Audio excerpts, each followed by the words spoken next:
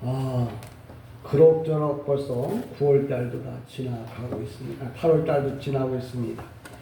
이제 무더운 일기가 조금 있으면 끝날 텐데 여러분들 건강 조심하시고 오늘도 하나님께서 주신 이 말씀을 통해서 우리가 깨닫고 받을 은혜는 우리가 다 아는 얘기지만 심는 대로 이제 거두는 거고, 일반적으로 말하면 그 후회 없는 삶을 살기 위해서 있을 때 잘해라 하는 말이 이 아가서의 가장 중요한 얘기예요. 그 중에 이제 대표적인 예가 가인과 아벨의 얘기인가요? 야곱의 얘기죠. 에서하고 야곱의 얘기인데, 에서가 사냥을 나갔다가 돌아오면서 너무 배가 고팠어요. 그 얘기 뭐냐면, 에서가 사냥을 나갔다는 말은 이 동물을 잡으러 갔다는 얘기가 아니고, 인생에 먹고 사는 문제로 인하여 이제 직장을 갔다 돌아오는 길인데 너무나 배가 고픈 거라. 그런데 그때 야곱이 팥죽을 끓이는 거예요. 그러니까 야곱이 팥죽을 끓일 때는 나름대로 이제 생각이 있었겠죠. 근데 야곱의 형 가인과 에서와 그 에서가 그 자기의 그 마음의 배고픔을 이제 참지 못하고 그 야곱에게 이제 가서 팥죽을 달라고 합니다. 그러니까 야곱이 그냥 줄 사람이 아니잖아요. 그러니까 야곱이 물어보는 거예요. 그럼 형의 장자를 나한테 팔라고.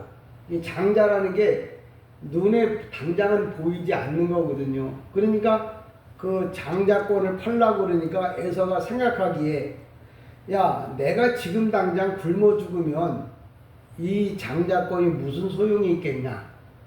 그래서 그러면 내가 장자권을 주겠다. 그래서 팥죽을 얻어먹습니다. 그게 그냥 단지 하나의 이야기로 끝나는 게 아니에요.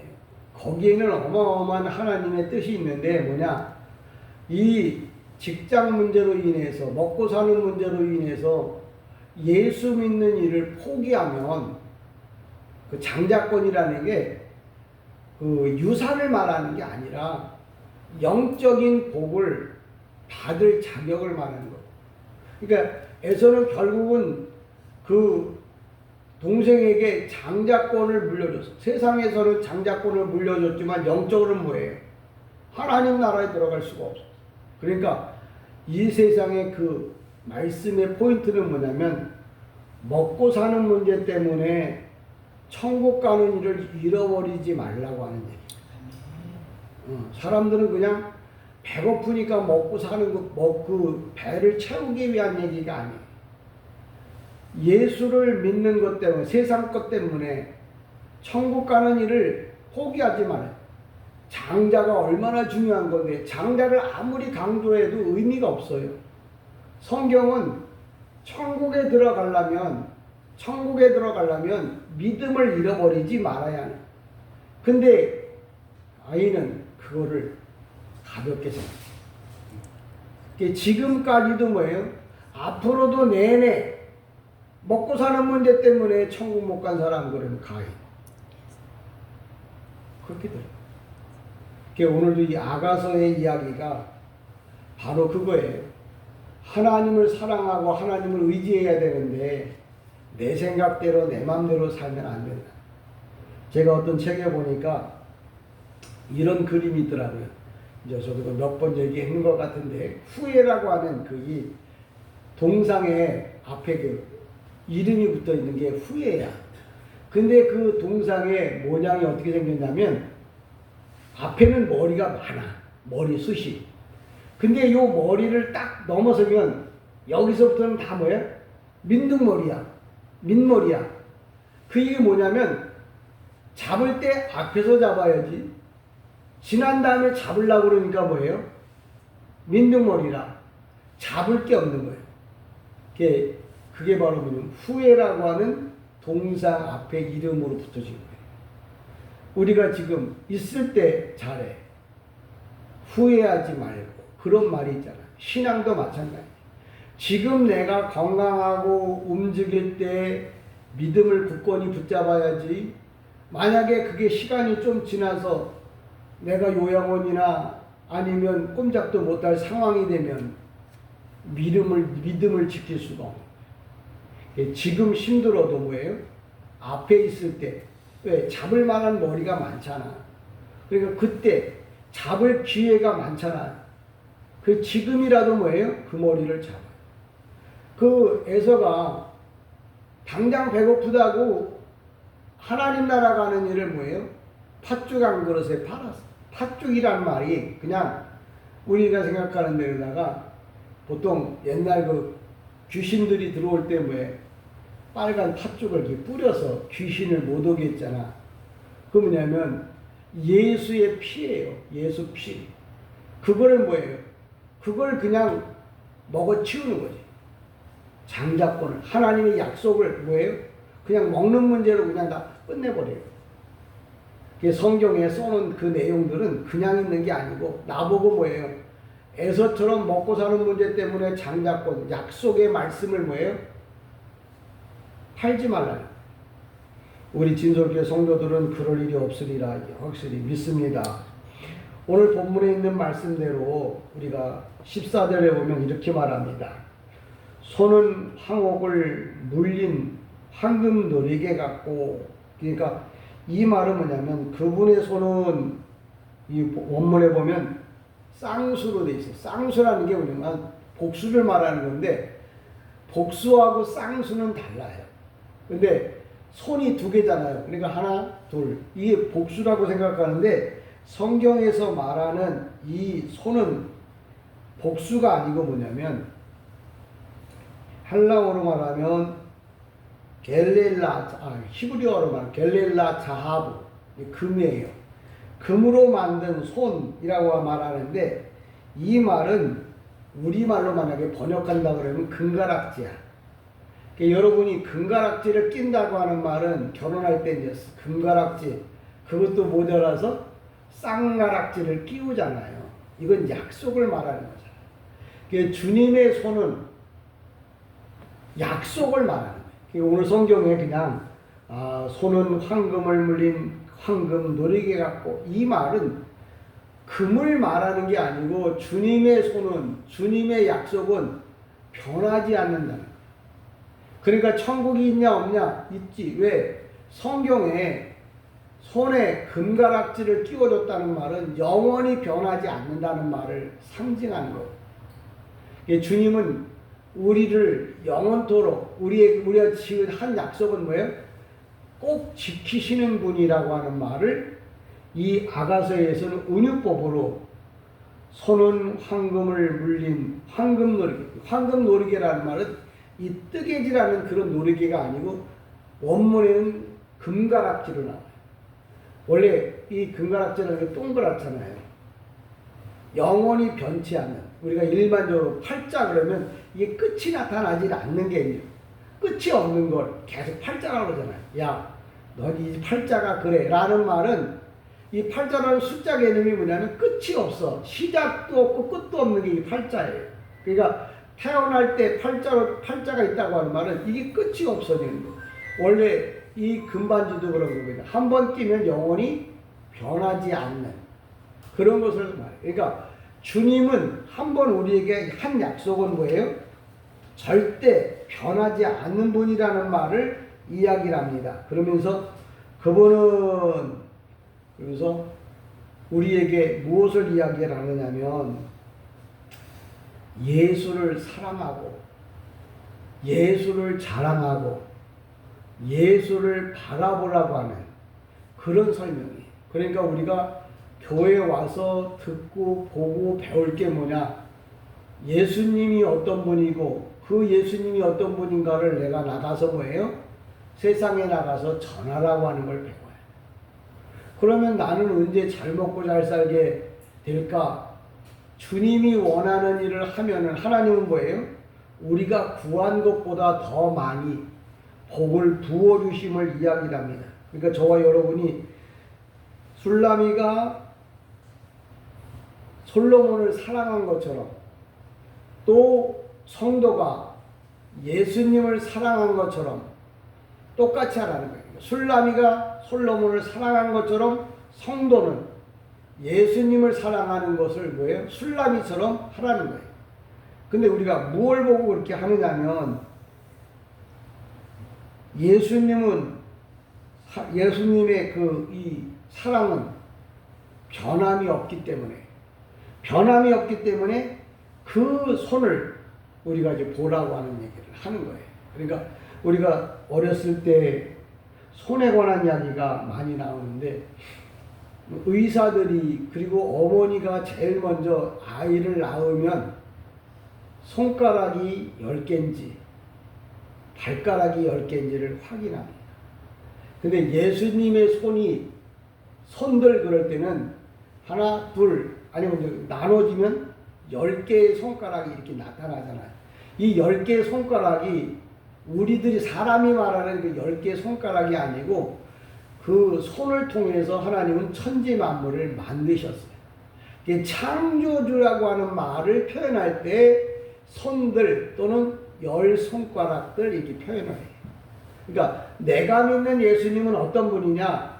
이 세상의 모든 만물들을 만드신 창조주임을 말할 때 손들이라고 하는 쌍수 또는 복수를 쓰는 거예요. 그러니까 오늘도 술라미가 여기 손은 황옥을 물린 황금노리개 같고 몸은 아로새긴 상하에 청옥을 입힌 것 같구나. 이 말은 시적인 표현이지만 은유적인 표현이지만 이 말은 바로 예수님은 창조주이십니다. 그러니까 내가 다 많은 사람들에게 예수 믿으세요. 근데 예수님이 누구냐고 물어보면 그냥 예수 믿으세요. 예수 믿으면 천국 갑니다. 이렇게밖에 말을 못해요. 근데 예수님은 누구냐? 창조주입니다. 한번 약속하시면 그 약속을 어기지 않는 분입니다. 라고 뭐예요? 예수님을 구체적으로 설명해 줄 수 있어야 한다는 말을 하는 거예요. 그러니까 성도 그러면 그냥 예수 믿어요. 아멘. 천국 가요. 아멘. 그리고 끝날 게 아니고 예수님이 누군가를 뭐예요? 목사처럼 여러분들도 누군가에게 말을 해줘야 하는 거예요. 그래서 주님은 손 그러면 구원을 말합니다. 왜? 주님이 십자가에 못 박혀 여기에 못을 박혔잖아요. 이 손이 세상을 만든 창조주요 나를 죄에서 구원한 분입니다 라는 말을 아가서에서는 뭐예요? 손은 황옥을 물린 이런 표현, 은유적인 표현을 하는 거예요. 그러니까 여러분들이 이 말씀을 들으면 예수님이 누구냐고 물어보면 그분은 한번 약속하면 변함이 없는 분이야. 그분은 나를 이 세상을 만드신 창조주야. 그분은 나를 죄에서 구원하신 구세주야라는 말을 해줘야 하는 거예요. 어제도 동생하고 이렇게 만날 시간이 있어서 만나서 이제 차를 한잔 하면서 그랬어요. 성경에 보면 성도는 이 황금, 금, 물질과 하나님을 겸하여 섬길 수 없다라는 말을 이해를 못하는 거예요. 그래서 내가 이 물질은 그러면 예수 믿는 사람은 부자가 되지 말란 말이냐? 그게 아니고 이 돈이란 물질이란 뭐냐면 헬라어로 보면 만몬이 만몬은 돈의 신 이름이야. 그러니까 거기서 성경에서 말하는 바는 우상과 하나님을 겸하여 섬기지 못한다는 말을 한 거거든요. 근데 그걸 돈과 하나님을 겸하여 섬길 수 없다 그러니까 많은 사람이 예수 믿는 사람 부자 되면 안 되겠네요. 그렇게들 생각하는 거예요. 그게 우리가 쓰고 있는 돈이 아니라 원래 헬라어로 만몬이라고 말하는데 만몬은 돈 신의 이름이야. 그러니까 거기서 말하는 번역은 뭐냐면 우상과 하나님을 겸하여 섬길 수 없다라는 말을 하는 거예요. 당연한 말이잖아요. 근데 그 말조차도 설명을 못하는 거예요. 그러니까 성도들도 믿지 않는 사람이 성경에 그 돈하고 하나님을 섬기지 말라는데 그러면 니네는 돈 벌려고 애쓸 필요가 없겠네? 그냥 하나님만 믿으면 되겠네? 그러면 그때 뭐라 그래요? 내가 예수님을 말해줘야 되는데, 아, 그게 아니고, 그거는 돈이 아니라, 돈이란 말이 우리나라로 번역된 말인데, 이건 돈신의 이름, 헬라어로 말하면 만몬이라는 거야. 만몬, 우상과 하나님을 겸하여 섬길 수 없다는 말이지, 기독교인이 가난하게 살라고 하는 말이 아니다라고 해야 듣는 사람이 예수를 믿어도 부자가 될 수 있구나, 예수를 믿어도 돈을 많이 가질 수 있구나라고 생각할 거 아니에요. 그러니까 오늘도 손 그러면 바로 창조주요, 또 뭐예요? 우리를 위한 구속주요, 이런 표현들이 그 안에 다 뭐예요? 들어가 있는 거예요. 그래서 성경을 읽고 그러니까 많은 목사님들이 성경 따기 본문 제가 요거 읽었잖아요. 그러면 요 14절로부터 16절에 대한 이야기만 해야 돼요. 아내가 돈 빌려러 갔으면 돈 빌려달라고 하는 얘기를 해야지, 자기가 여행 갔다 온 얘기, 뭐 어디 가서 맛있는 거 뭘 먹고 왔다는 얘기 1000번 해봐야 무슨 소용이 있어. 돈을 빌려달라고 해야 되는 거잖아요. 그처럼 여러분들이 예수를 믿을 때는 예수님이 누군가에 대해서 정확하게 말을 해줘야 한다는 거예요. 그래서 오늘도 손이라고 하는 표현을 합니다. 그래서 예수님의 손은 우주만상을 만든, 그것도 뭐예요? 오밀조밀하게. 오밀조밀하게라는 말은 뭐냐면 아주 구체적으로 만들었다는 거예요. 구체적으로 만들었다는 말은 큰 꽃, 작은 꽃, 빨간 꽃, 푸르죽죽한 꽃, 노란 꽃, 흰색, 이렇게 다양하게 만들었다는 말입니다. 그 물고기도 보면 다양한 물고기가 있고, 하늘의 별도 뭐예요? 다양한 별이 있잖아요. 그러니까 여러분의 신앙에 주님은 어떤 분이냐 그러면, 아, 별을 만드는데 별이 똑같은 별이 없네. 별이 얼마나 많으면 우리 사람의 눈에 보이는 별이 10억 개예요. 근데 이 보이지 않는 별은 10억 개보다 더 많아. 그러니까 우리가 상상도 못할 만큼 뭐예요? 하나님의 능력이 크다는 말을 하는 거예요. 그러니까 여러분이 신앙생활하면서 하나님이 누구냐고 물어보면 이렇게 구체적으로 설명을 해줘야 돼요. 꽃을 보면서도, 어제도 그 얘기를 하다가 오늘 말했어요. 그 김은경 주사 재수 씨한테 산을 보고 바다를 보면 마음이 어떻느냐고 물어보니까 편안하대요. 왜 편안한지 아느냐고 물어봤더니 그저 뭐 상황과 환경을 벗어나서 넓고 툭 트여 있으니까 그 편안한 거 아니냐. 세상적으로 보면 그래요. 근데 성경에서는 왜 자연을 보고 마음에 평화가 오냐면, 사람은 죄밖에 없어요. 가지고 있는 게 죄밖에 없어요. 근데 이 자연은 죄가 없단 말이에요. 그러니까 죄가 없는 자연을 보면 죄 많은 우리는 뭐예요? 마음의 위로를 받는 거예요. 그래서 자연을 보면은 내가 기쁘고, 바다를 보면 뭔가 좀 뭐 희망이 생기고 하는 이유가 뭐냐면, 죄 없는 피조물들을 보면 사람은 마음이 평안해지는 거예요. 예를 들면 어린아이도, 2살 이하의 어린아이들은 인간이 죄를 갖고 태어났지만 아직 죄성이 드러나지를 않는단 말이야. 그러니까 어린아이를 보면 참 행복한 거야. 왜? 죄가 없는 삶을 보면 행복하거든요. 근데 나는 죄 때문에 한 번도 행복해 본 적이 없는 거야. 근데 왜 그런 것들을 자꾸 보여주느냐고 물어봤더니 모른대. 하나님 나라에는 죄가 없어. 그래서 하나님 나라 가면 뭐예요? 눈물도 없고 아픔도 없고 고통도 없고, 그래서 행복한 거라고. 죄가 없는 세상은 뭐예요? 행복한 세상이야. 그걸 성경에서 설명 못한다고 할지라도 자연적으로, 아니면 내가 새끼를 낳아봤잖아 여러분들은. 그 새끼를 보면 너무나 행복한 거예요. 왜? 그 안에는 죄가 없기 때문에. 근데 이제 2살 넘어서 3살쯤 되면 벌써 거짓말하고 사기치고 그러잖아요. 죄성이 드러나요. 그때부터는 행복을 잊어버려요. 그러니까 그런 걸 보면서, 아, 죄가 없는 세상은 행복한 세상이구나. 그 죄가 없는 세상은 어디밖에 없다고요? 하나님 나라밖에 없는 거예요.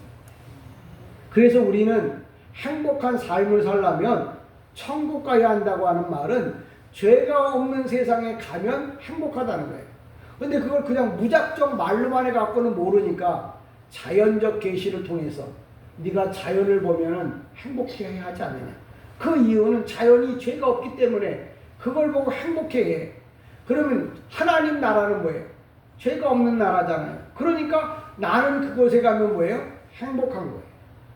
그래서 여러분들이 이 예수를 말하고 전해야 되는 거예요.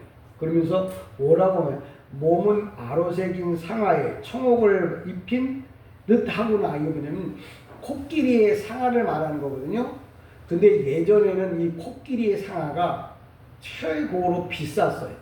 근데 그 상아는 솔로몬의 그 모든 그 이 앉는 의자가 코끼리 상아로다가 만들었어. 진짜 최고급이. 근데 거기다 아로새겼단 말이야. 멋있게 그림을 그렸다고. 근데 이 말은 바로 예수님은 아름다움의 최고요, 극치라는 말을 우리 성경에 뭐라고 설명하냐면 몸은 아로새긴 상아에 청옥을 입힌 듯하구나. 이렇게 은유적으로 표현한 거라. 예수님은 어떤 분이냐면 정말 세상에 뭐 미스 코리아, 미스터 코리아 다 포함해도 주님처럼 아름다운 분이 없는 거예요. 그래서 성경에 주님을 보면은 그 얼굴이 해처럼 빛난다고 하는 말은 세상에 어떤 말로도 표현할 수 없는 분, 아름다운 분, 귀한 분이라는 말을 하는 거예요. 그러니까 예수님은 우리가 생각하는, 그래서 하나님 나라 가면 예수님이 얼마나 아름답고 너무나 멋있는 분인가를 우리가 여기서 배워갖고 가야지. 하늘나라 가서도 멋있는데 저분이 누군지를 모른다면 그건 성도로서는 뭐예요? 좀 부족한 거예요. 우리가 코카콜라 같은 경우, 코카콜라 병 같은 거 있잖아요. 딱 잡으면 아주 마시기가 편하다고요. 그래서 이 코카콜라의 곡선은 얼마나 아름다운지 모든 사람들이 극찬을 해요. 지금도 그 병이 계속해서 콜라를 담아서 나오잖아요. 그게 뭘 두고 만들었냐면 여자의 허리를 두고서, 허리를 보고서 그걸 코카콜라 병을 만든 거예요. 사람의 몸, 여인의 몸도 아름다운데 그분이 아름다운 것을 만든다는 말은 만드신 분은 그분보다 더 뛰어난 분이라는 말을 하는 거예요. 내 몸매가 예뻐, 멋있어. 그러면 내 몸매를 보면서 예수님의 몸매는 이보다 뭐예요? 1000배, 만배 아름답다고 하는 말을 본인들이 깨달아야 하는 거예요. 자기 몸매 보면서 야, 이 정도면 멋있지. 이 정도면 아마 남자들이 반할 거야. 그게 예수님을 많은 사람들이, 성도들이 주님을 사모하는 이유가 뭐냐? 가장 아름다운 분이기 때문에, 가장 멋있는 분이기 때문에 세계 22억, 뭐 거의 한 30억의 성도들이 예수님만 바라다보면 왜? 너무 아름다. 저도 이렇게 생겼어도 이쁜 미인이 지나가면 뭐예요?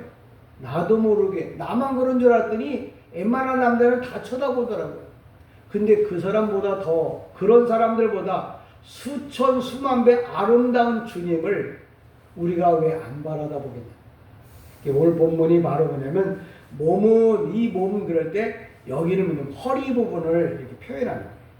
그래서 주님은 머리끝부터 발끝까지 사람들이 흠모할 만한 아름다움이 있는 거예요. 근데 내가 예수님이 어떻게 생겼냐고, 어떻게 보여지느냐고 물어보면 아무도 말해주는 사람이 없어요.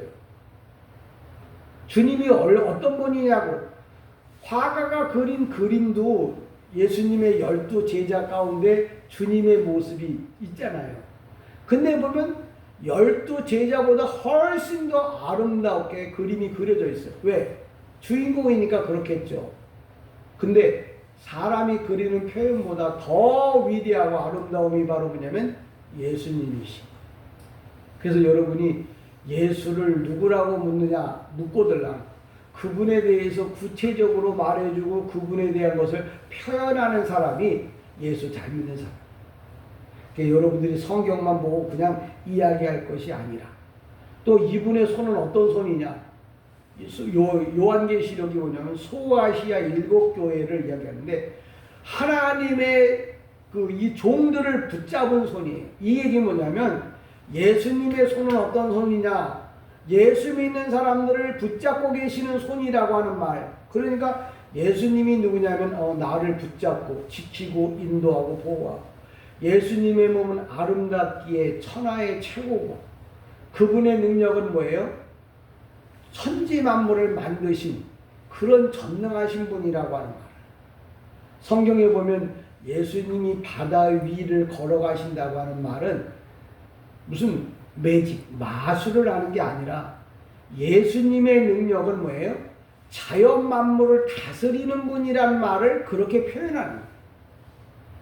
그러니까 여러분이 성경을 아무리 읽어도 많이 봐도 이게 무슨 말인지를 모르면, 무슨 말인지 모른다는 말은 무슨냐면 예수님에 대해서 내가 배워야 되는데, 알아야 되는데 그걸 배우지 못하고 알지 못하면 의미가 없다는 거예요.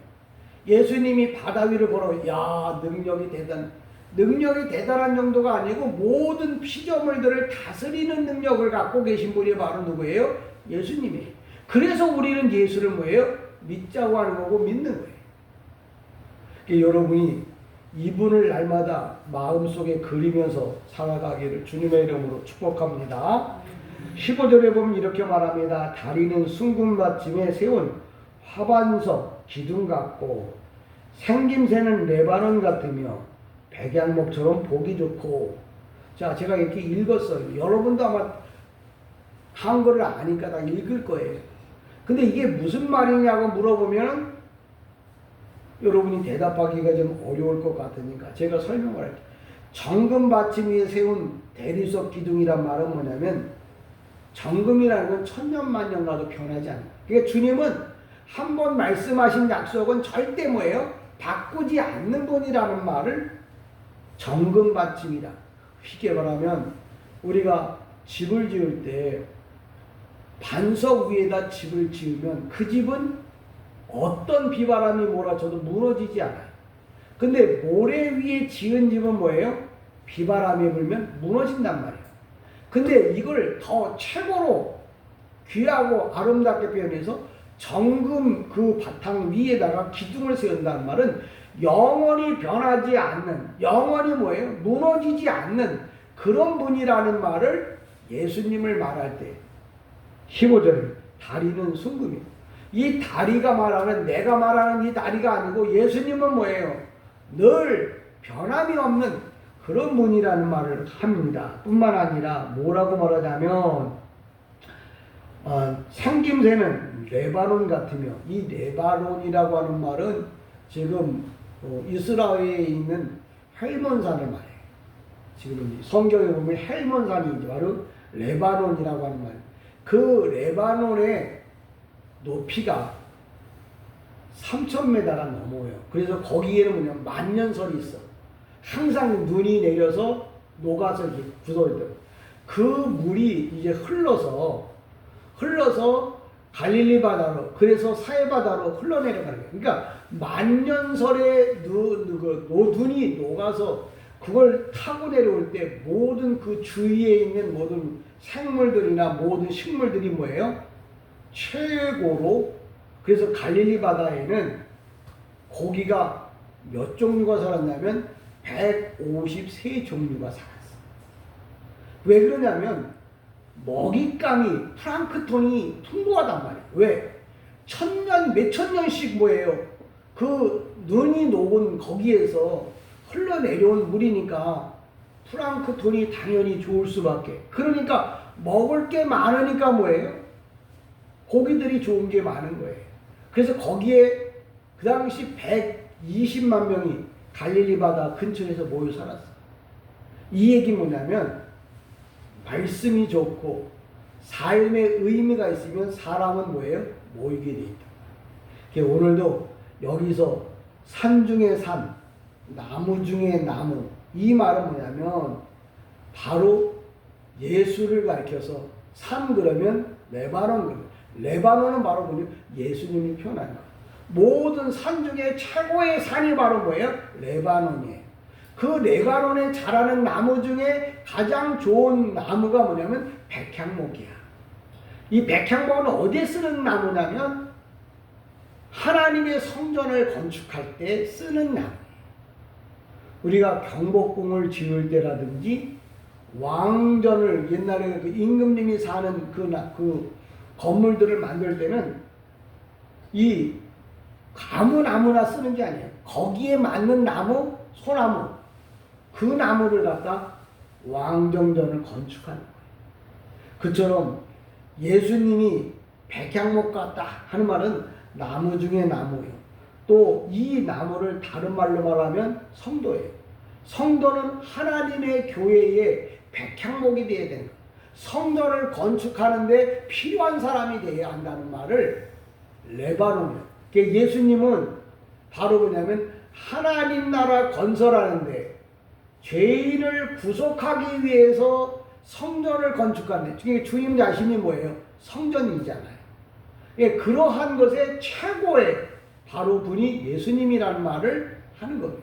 그러니까 나나 여러분이 성전의 백향목이 된다는 말은 하나님이 보시기에 가장 뭐예요?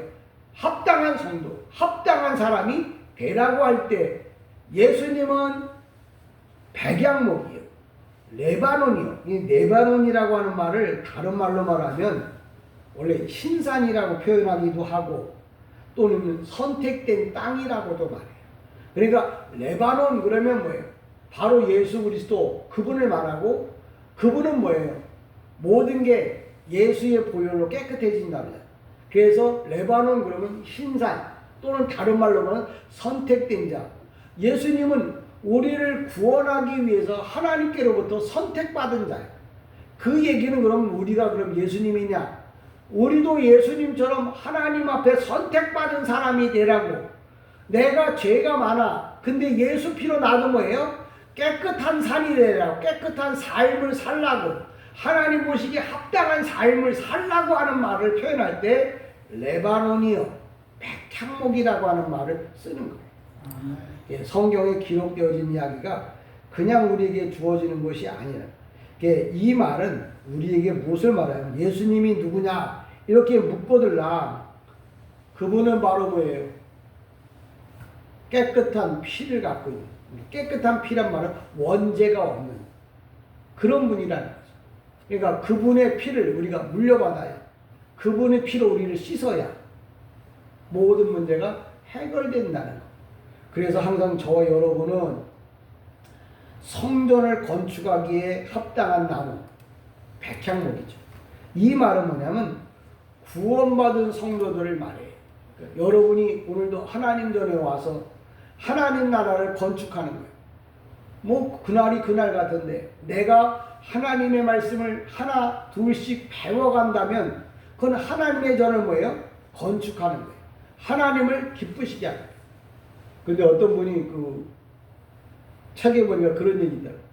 어떤 분이 하늘나라가 또 자기나 집이라고 줬는데 보니까 천장이 뻥뻥 뚫려 있더래. 그래서 물어봤더니 아니 비가 와서 이 천장이 뻥뻥 뚫려 있으니까 새는데 이거 왜 그러냐고 그랬더니 네가 교회 세상 살면서 주일 빼먹을 때마다 하나씩 빠졌다고 그런 얘기를 하더라고요. 웃자고 하는 얘기겠지만 우리가 올바르게 하나님을 예수님을 배워서 가면 그 사람을 뭐예요? 하나님이 뭐예요? 지극히. 그러니까 우리가 예수님이 그냥 천국 가면 다 그냥 잘났다고 받아주는 거냐? 아니에요. 우리가 농담 삼아 장로가 갈 때는 쳐다도 안 보더니 목사가 가니까 맨발 벗고 쫓아나왔다는 말은 그만큼 천국 가기가 어렵다는 말이에요. 여러분 아무 때나 그냥 뭐 교회 다니고 그냥 아무 때나 내가 가고 싶을 때 가면 천국 갈 것처럼 생각하면 잘못이에요. 그러니까 뭐든지 지속적으로 계속적으로 신앙생활을 해야 함을 이야기해요. 16절에 보면 이렇게 설명합니다. 입은 심이 달콤하니 그 전체가 사랑스럽구나. 입이 달콤하다고 하는 말은 저도 어렸을 때 애기들하고 이렇게 하은이 이제 다 커갖고 부끄러울 줄 모르고 이쁘다고 이렇게 입을 좀 쪽 맞추면 애가 입이 달콤해요. 왜냐하면 애기라서 달콤한 게 아니라 내가 사랑하니까 달콤해요. 여러분들도 자식들을 이렇게 입 맞춰 봤잖아요. 그러면 달콤한 거야. 왜? 내가 사랑하는 자기 때문에. 그 여기도 이 입은 힘이 달콤하구나. 예수님이 입이 달콤하다는 말은 예수님의 입에서 나오는 말씀이 생명의 말씀이란 말을 은유적으로 이렇게 표현한 거예요. 제가 지금 표현을 쉽게 해요. 지금은 다 커 갖고 징그러운데 아기 때는 진짜 계속 뽀뽀를 해도 이쁜 거야. 그리고 입을 맞추면 달콤해. 왜? 내가 사랑하는 새끼니까. 오늘도 그 얘기예요. 입은 힘이 달콤하구나. 아, 예수님의 입이 달대. 네가 뽀뽀를 해봤냐? 그러면 할 말이 없겠죠. 근데 무슨 얘기냐면 하나님의 말씀은 뭐예요? 꿀보다, 벌꿀보다 더 달다는 말은 그 말씀을 듣고 내가 구원받고 내 마음의 죄가 용서받으면 그게 기쁨이고 달콤한 거거든요. 예수님은 신이시니까 사람하고 뽀뽀를 안 해요. 근데 그 입이 달콤하다고 하는 거죠. 네가 뽀뽀를 해봤냐? 그게 아니고 그분의 입에서 나오는 말씀을 듣는 사람들은 죄가 용서가 되고 삶의 희망을 갖게 하니까 그 입술이 뭐예요? 달콤하다고 은유적으로 표현한 거예요. 그러니까 여러분들이 말씀을 듣고 야, 오늘은 말씀이 참 달달하다. 그러면 실질적으로는 예수님하고 뭐예요? 뽀뽀를 한 거죠. 그게 은혜를 받은 거예요. 내가 새끼를 사랑하는 표현들이 그거잖아요. 입을 맞추면서 사랑을 느끼는 거예요. 이놈의 새끼가 내 새끼라고. 예수님도 하나님의 말씀을 전해줄 때 그 말씀이 내 마음에 와 닿으면 그게 바로 뭐예요? 예수님하고 뭐예요? 뽀뽀하는 거예요. 예수님하고 직접 뽀뽀한다는 말이 아니고 그분의 말씀이 깨달아져요. 근데 내가 아무리 사랑스러운 새끼라고 해도 안 하면 뭐예요? 모르잖아요. 그래서 하나님의 말씀을 듣고 여러분이 깨달으면 은혜가 된다는 말은 이게 오늘 본문에 말하면 바로 뭐예요?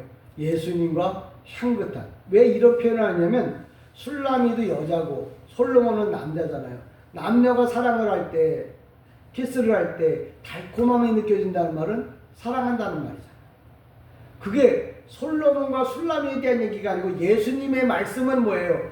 우리에게 달콤함을 주는, 생명을 주는, 우리에게 희망과 소망을 주는 말씀입니다라는 말을 은유적으로 표현한 거예요. 그래서 예수님의 모습을 전체적으로 이렇게 설명할 때 보면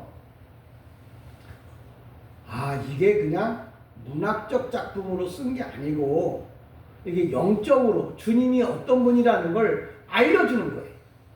그래야 하나님의 나라를 갈 때, 내가 예수를 믿을 때 이런 말씀을 붙잡고 예수를 믿어야 되는 거예요.